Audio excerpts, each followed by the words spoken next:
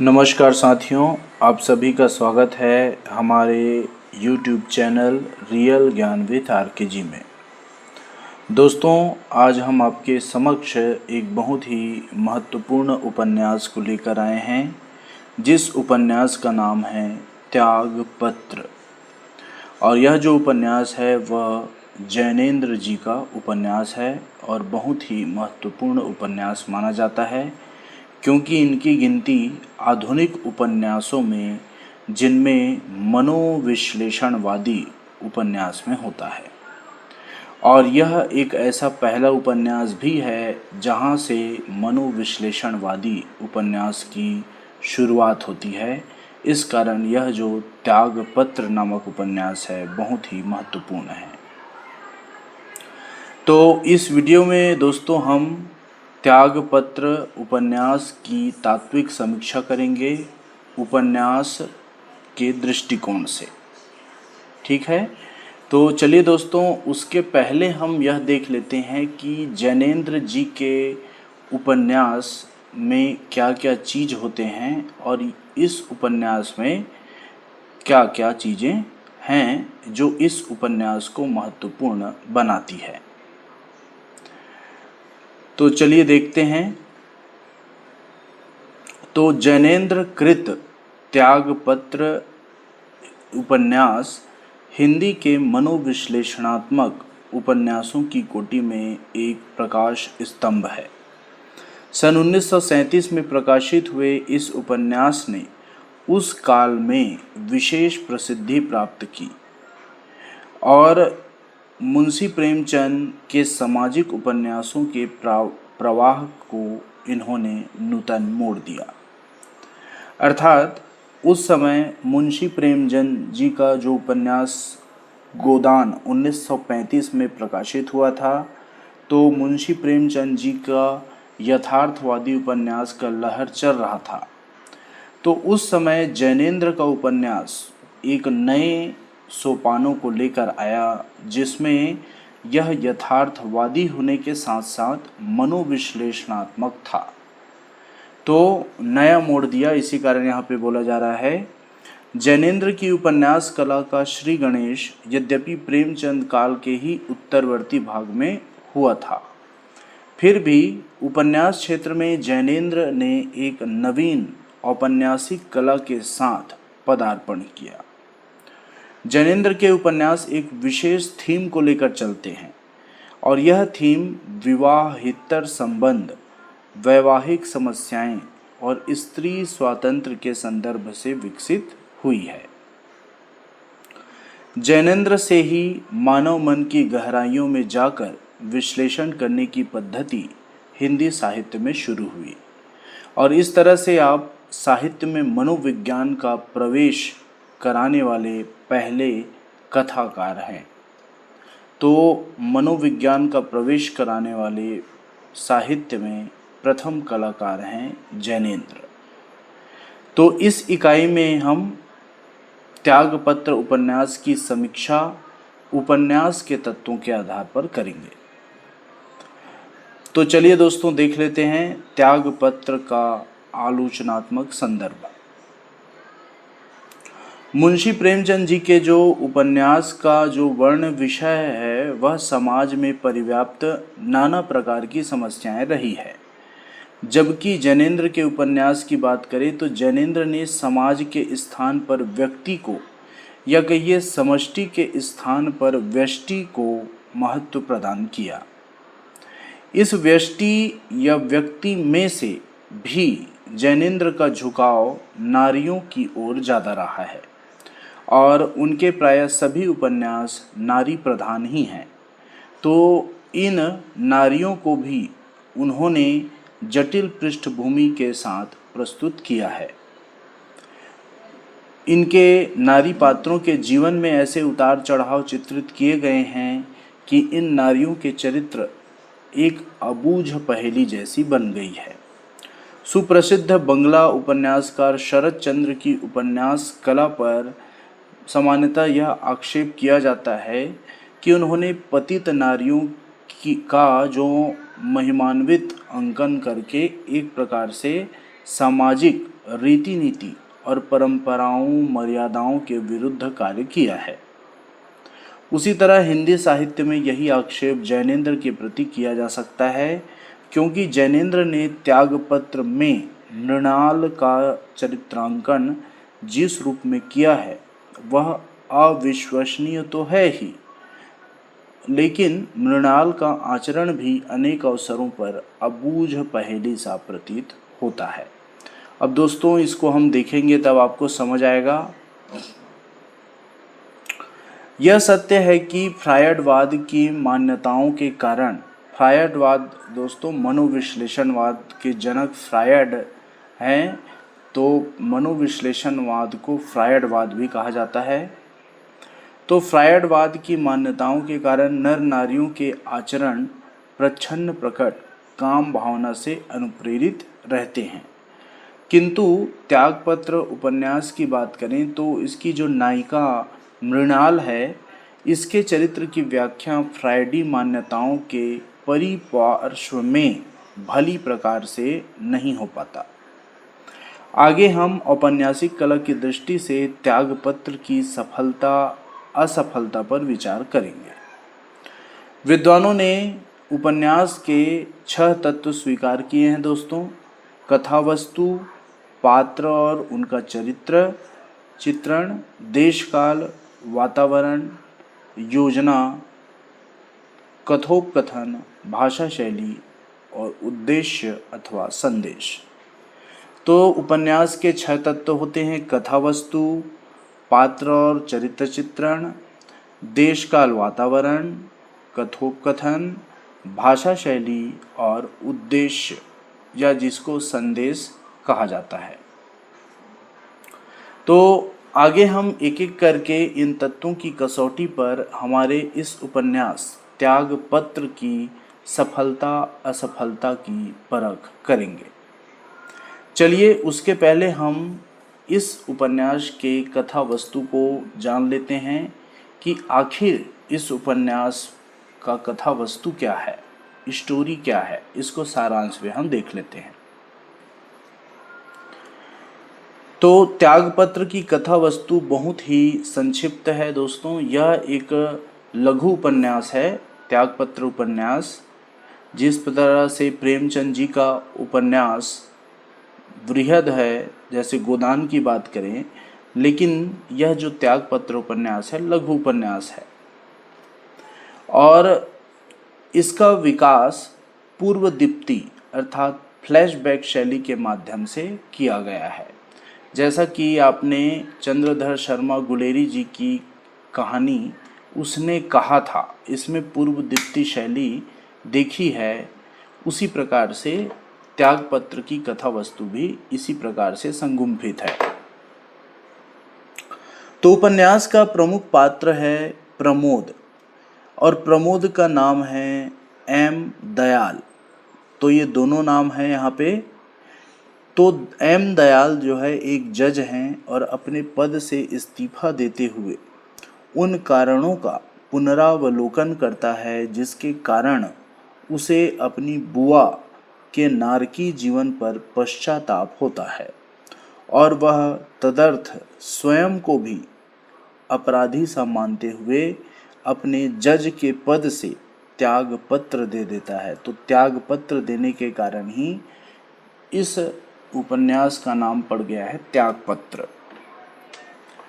तो यहाँ पे प्रमोद अर्थात जज एम दयाल याद करता है कि उसकी बुआ मृणाल के माता पिता का उसके बाल्यकाल में ही निधन हो गया था।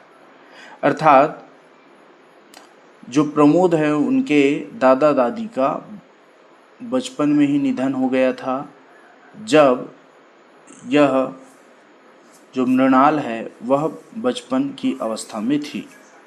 तो मृणाल का भरण पोषण उसके भाई ने किया, अर्थात प्रमोद के पिता ने किया भरण पोषण का कार्य।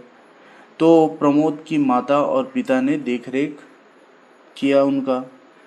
यद्यपि प्रमोद और मृणाल की आयु में काफ़ी अंतर था, किंतु शनै शनै धीरे धीरे मृणाल प्रमोद से ऐसी बातें और कुछ शारीरिक क्रियाएं करने लगी थी, जिसके मूल में निश्चय ही काम आसक्ति का हाथ स्वीकार किया जा सकता है।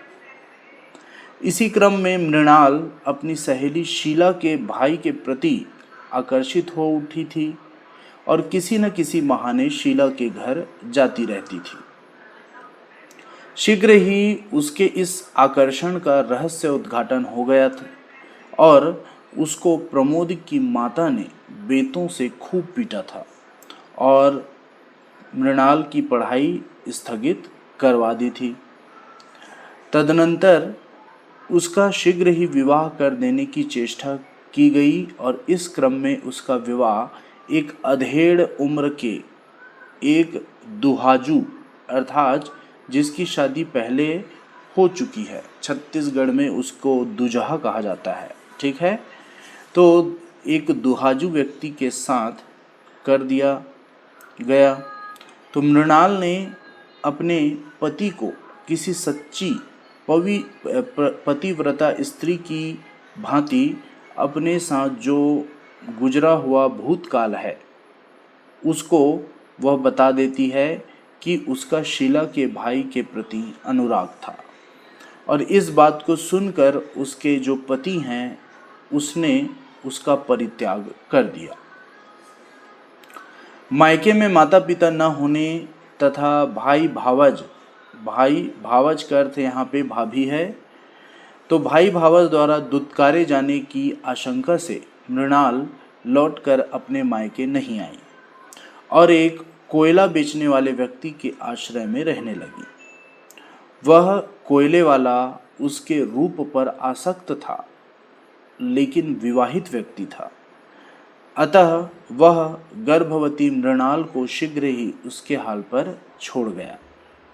मृणाल ने कुछ दिनों तक एक डॉक्टर के बच्चों को पढ़ाकर भी जीविका उपार्जन किया, किंतु जब उसे ज्ञात हुआ कि जिस डॉक्टर के घर में पढ़ा रही हूँ उस डॉक्टर की लड़की से प्रमोद का विवाह होने वाला है, तो वह इस विवाह संबंध पर अपनी अमंगलकारी छाया न पड़ने देने के विचार से वहाँ से भी चली गई। अब प्रमोद ने उससे मिलकर यह आग्रह किया कि वह घर लौट चले, किंतु प्रमोद के इस आग्रह को मृणाल स्वीकार न कर सकी और इसके अनंतर उसके जीवन में जो उतार चढ़ाव आए उनका अंतिम परिणाम यह निकलता दिखाया गया है कि वह चोरों, जेब कतरों और वेश्याओं की गंदी बस्ती में रहने लगती है।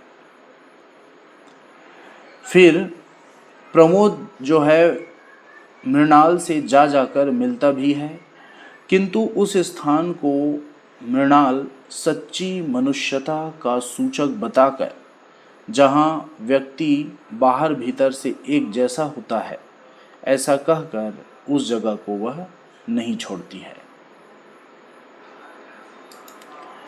वह प्रमोद से यह आग्रह अवश्य करती है कि यदि वह उसको धन देना चाहता है तो इतनी अधिक मात्रा में धन दे कि वह उन समस्त पतित नारियों का उद्धार कर सके। इसके पश्चात मृणाल की मृत्यु हो जाने तथा प्रमोद द्वारा अपने जज के पद से त्याग पत्र देने की घटना के साथ ही इस उपन्यास का अंत हो जाता है। तो यह उपन्यास इस तरह से समाप्त होता है दोस्तों, जो कि फ्लैशबैक शैली में लिखा गया है। तो उपन्यास का जो कथानक है यह संक्षिप्त है, प्रवाहमय है और रोचक है तथा विश्वसनीय होना चाहिए ऐसा कहा जाता है। तो कहना ना होगा कि यह जो हमारा उपन्यास है यह इसका कथानक संक्षिप्त है, इसमें रोचकता भी है और प्रवाह भी है, ठीक।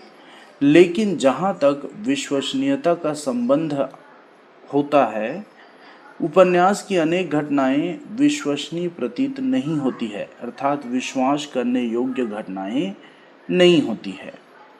इन घटनाओं में से अगर बात किया जाए तो विशेषतः मृणाल के आचरण से संबंधित प्रसंग पाठकों के सहानुभूति नहीं अर्जित कर पाते हैं, क्योंकि उन्हें उसका आचरण बहुत ही अटपटा सा प्रतीत होता है।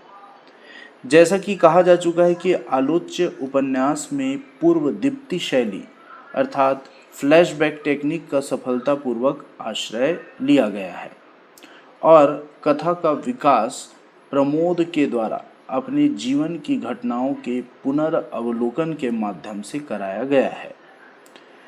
चूंकि प्रमोद और मृणाल का बाल्यकाल परस्पर संबंधित रहा था तथा बाद में वह जब तब मृणाल से मिलता रहता था, अतः मृणाल के जीवन पर भी इन मुलाकातों में ज्ञात हुई बातों के द्वारा प्रकाश डाला गया है। तो इस तरह से इसका कथानक है दोस्तों। अब हम देख लेते हैं पात्र योजना और चरित्र के चित्रांकन कला किस प्रकार से किया गया है।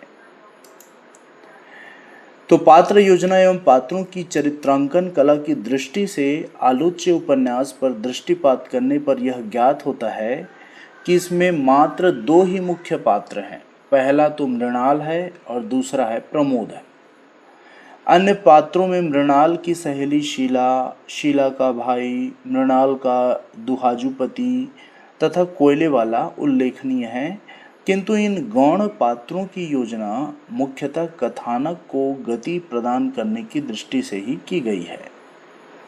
उपन्यास ने उनका चित्रांकन करने की ओर रुचि प्रदर्शित नहीं की है।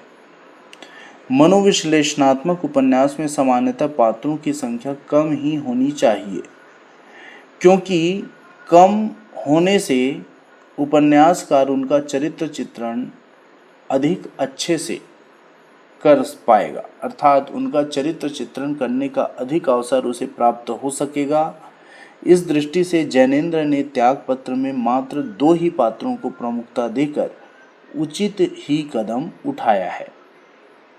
इन दोनों पात्रों में से भी उपन्यासकार ने प्रमोद का विस्तृत चित्रांकन नहीं किया है। वह भी मूलतः अर्थात प्रमोद का चरित्र भी मूलतः मृणाल के चरित्र के विभिन्न पक्षों के उद्घाटन के माध्यम से का माध्यम मात्र है, अर्थात प्रमोद का चरित्र मृणाल के चरित्र को बताने का कार्य करता है। अतः कहा जा सकता है कि आलोच्य उपन्यास नायिका प्रधान है। बहुत ही इम्पोर्टेंट है दोस्तों, और उसमें मात्र एक ही प्रधान पात्र का चरित्रांकन का प्रयास किया गया है, मृणाल। ठीक, हाँ, मृणाल का चित्रांकन उपन्यासकार ने इस रूप में किया है कि सहज रूप में पाठकों के वह गले नहीं उतर पाती। उदाहरण के लिए बात करें कि सामान्य नारी कदाचित यह कदम नहीं उठाती है कि वह अपने पति को अपने विगत अर्थात बीते हुए काल के प्रेम संबंध के बारे में बताए, तो उसके इस आचरण को तो उसके भोलेपन और सत्य प्रेम का प्रतीक हम मान लीजिए स्वीकार कर भी लेते हैं, किंतु मृणाल द्वारा कोयले वाले के साथ रहना और यह जानते हुए भी कि वह व्यक्ति मुझको छोड़कर चला जाएगा, उसको अपना सर्वस्व समर्पित कर देना समुचित प्रतीत नहीं होता। इसी प्रकार उसका वेश्याओं, चोरों, जेब कतरों आदि की बस्ती में रहना और इस तथ्य पर बल देना कि सच्ची मनुष्यता यहाँ ही है, यहाँ सभ्य जगत जैसा मिथ्या आडंबर नहीं है, आत्यंतिक रूप में ठीक होते हुए भी कोई अनुकरणीय प्रेरणा प्रदान नहीं कर पाता। स्वर्गीय पदुमलाल पुन्नालाल बख्शी जी का यह मत उचित ही प्रतीत होता है।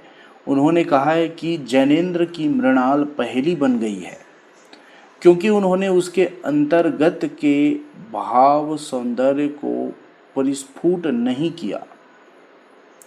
प्रेम की वह क्या गरिमा थी जिससे उसने कलंक, निंदा और दुख तीनों को चुपचाप सहन कर लिया है। तो इस तरह से पद्मलाल पुन्नालाल बख्शी जी ने इनके उपन्यास के बारे में कहा है, इनके पात्र के बारे में। अब हम देख लेते हैं दोस्तों देश काल और वातावरण योजना। तो त्यागपत्र उपन्यास में देश काल वातावरण योजना का कैसा चित्रित किया गया है उसको देखिए। तो उपन्यास में वर्णित तथ्यों के अनुरूप देश काल और वातावरण की योजना करने के फलस्वरूप उसकी वर्ण वस्तु की विश्वसनीयता में अभिवृद्धि हुआ करती है। आलोच्य उपन्यास क्योंकि मनोविश्लेषणात्मक श्रेणी का उपन्यास है, अतः इसके अंतर्गत उपन्यासकार ने बाह्य वातावरण की अपेक्षा आंतरिक वातावरण की नियोजना पर अधिक बल दिया है। डॉक्टर सुरेश चंद्र निर्मल ने इस संबंध में उचित ही लिखा है कि आंतरिक वातावरण आज के देश काल के अनुसार या युग अनुरूप है। आज व्यक्तिवादी समाज है और आज समाज की इकाई का महत्व ही सर्वोपरि है। अतः व्यक्ति की अपनी विचार परिधि की आज के संदर्भ में इतनी विवृत श्रृंखला है कि नाना विकार अनजाने ही झांक उठते हैं। सुविचारक उपन्यासकार ने प्रस्तुत उपन्यास के आंतरिक तथा मनोद्वंद्व की प्रस्तुत करते हुए उसे तर्क की कसौटी पर कसा है और दर्शन का पुट दिया है।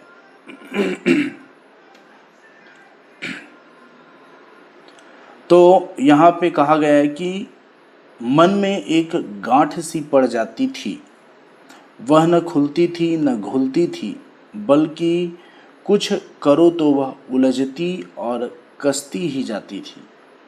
जो कुछ होता था, जो कुछ होना चाहिए था और कुछ करना चाहिए, कहीं कुछ गड़बड़ है, कहीं क्यों सब गड़बड़ ही गड़बड़ है। सृष्टि गलत है, समाज गलत है, जीवन ही हमारा गलत है और सारा चक्कर यह ऊटपटांग है। इसमें तर्क नहीं, संगति नहीं और कुछ नहीं है। सेक्स, प्रेम और साहचर्य आधुनिक वातावरण में खूब पनप रहा है। स्वातंत्र्योत्तर काल के उपन्यासकारों ने इसका स्पर्श न किया होता, भला कैसे, अर्थात सभी ने किया है।